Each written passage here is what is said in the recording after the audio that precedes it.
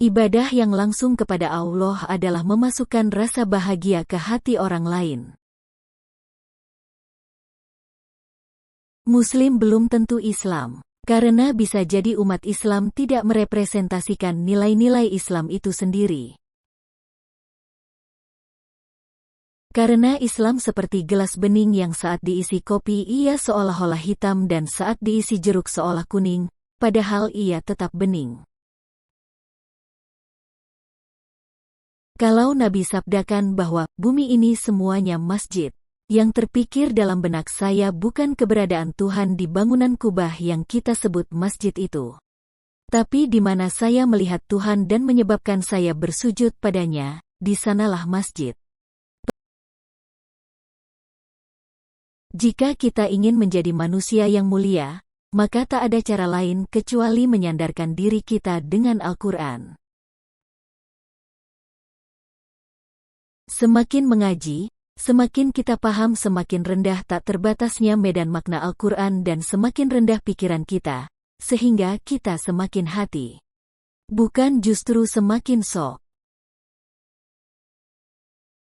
Nikmat terbesar Tuhan bagi kita adalah kemerdekaan. Kita diciptakan merdeka. Syukuri dengan mau menjadi diri sendiri. Jika ada pendakwah Islam yang justru mencerai-beraikan sesama Muslim nama perbedaan pandangan, ia berarti tentang Nabi.